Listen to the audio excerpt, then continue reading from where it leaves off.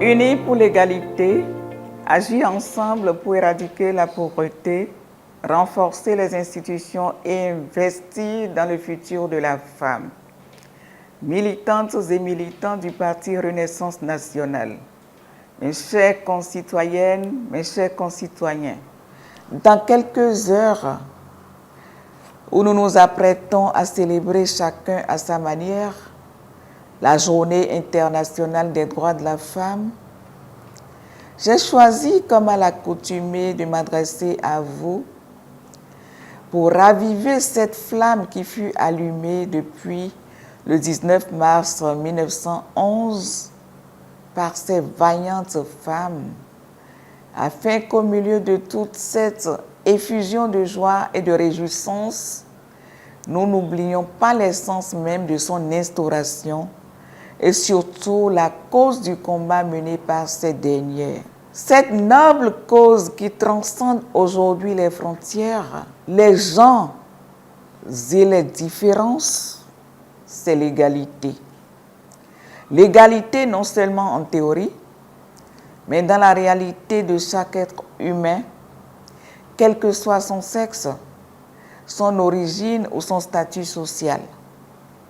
Il s'agit d'une égalité qui va au-delà des mots, une égalité qui se traduit par des actions concrètes, des politiques justes et des opportunités équitables pour tous.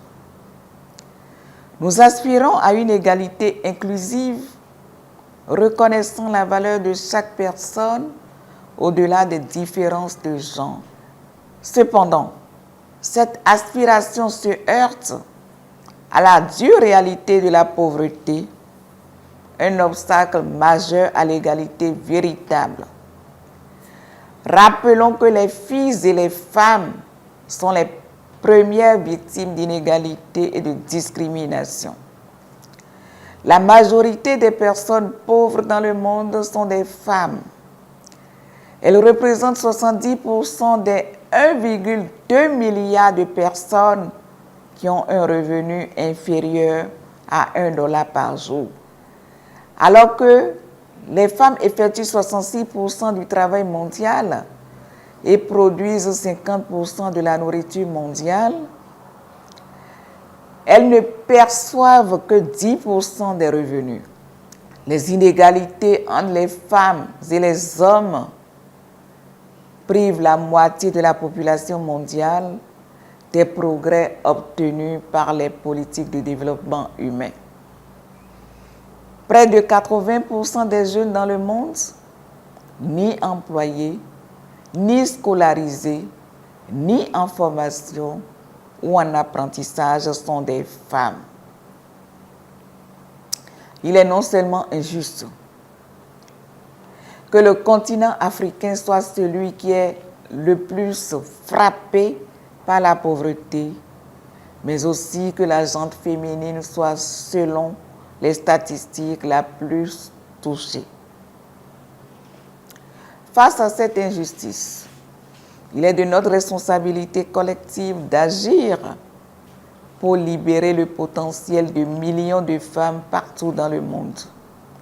La pauvreté n'a pas de genre, mais ses effets sont disproportionnés sur les femmes et les filles.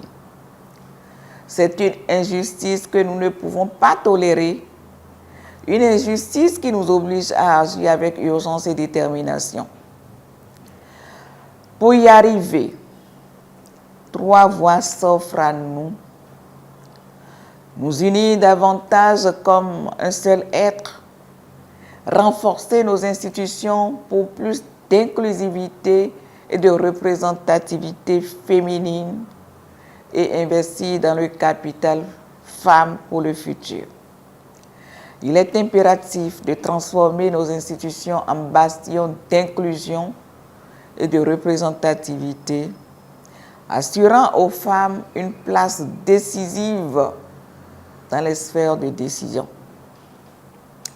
Nous devons créer des espaces où la voix des femmes est non seulement entendue, mais écoutée et respectée. Elles ont aussi un plus à apporter pour le développement de notre cité et ne pas leur faire la place nécessaire pour les essais serait nous handicaper sur le chemin de notre réussite commune. Nous devons activement lutter contre la discrimination, démanteler les stéréotypes nuisibles et promouvoir des politiques progressistes pour un futur équitable. Quant à l'investissement dans le futur de la femme, cela revient à investir dans son éducation, dans sa santé, dans son autonomisation économique. Car lorsque les femmes prospèrent, les sociétés prospèrent. Lorsque les femmes sont libres de réaliser leur plein potentiel, c'est toute l'humanité qui en bénéficie.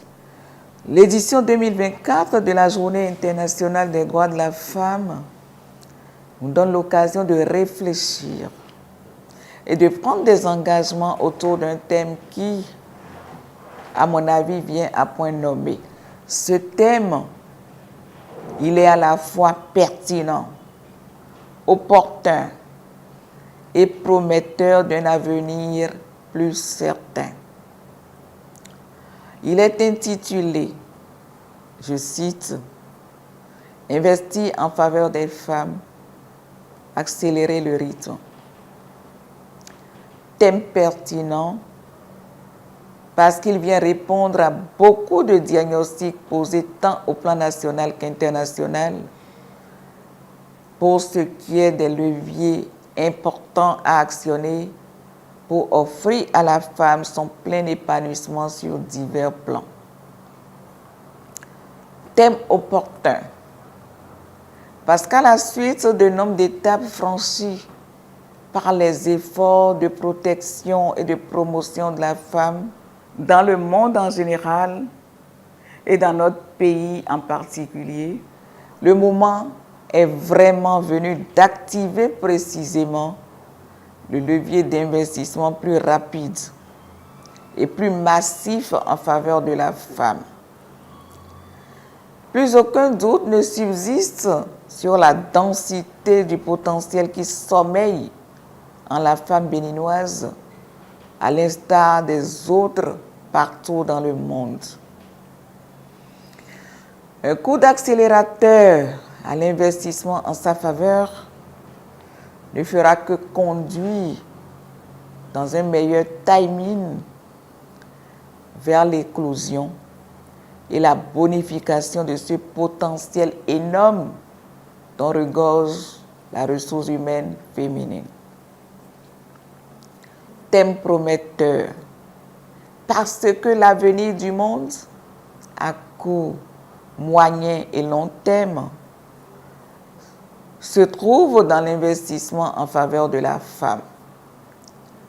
Qu'elle soit citadine ou rurale, qu'elle soit au gouvernement, députée à l'Assemblée nationale, maire, conseillère ou fonctionnaire, qu'elle soit femme d'affaires ou simple revendeuse au marché, ou encore ménagère, la femme constitue la clé de voûte du progrès. Il est donc grand temps d'accélérer le rythme d'investissement en sa faveur. Le parti Renaissance nationale, que j'ai l'insigne honneur de diriger, se réjouit fortement de cette option et de cette démarche de la communauté internationale. Nous sommes d'autant plus heureux de constater que notre pays, le Bénin, s'est approprié ce choix de sujet de réflexion. Mes chers militants, concitoyennes et concitoyens, notre route vers l'égalité rencontre des défis. Ne fléchissons pas. Unissons-nous avec détermination et solidarité. Ensemble, nous pouvons créer un monde où chaque femme et chaque fille a la liberté de rêver, la liberté de se réaliser et la liberté d'être pleinement elle-même. Il est temps d'agir avec détermination pour transformer l'égalité en une réalité tangible pour chacun d'entre nous. Je vous invite à unir vos forces aux miennes dans cette quête essentielle. Ensemble, changeons le monde. Ensemble, façonnons un avenir où tous peuvent s'épanouir. Je vous remercie.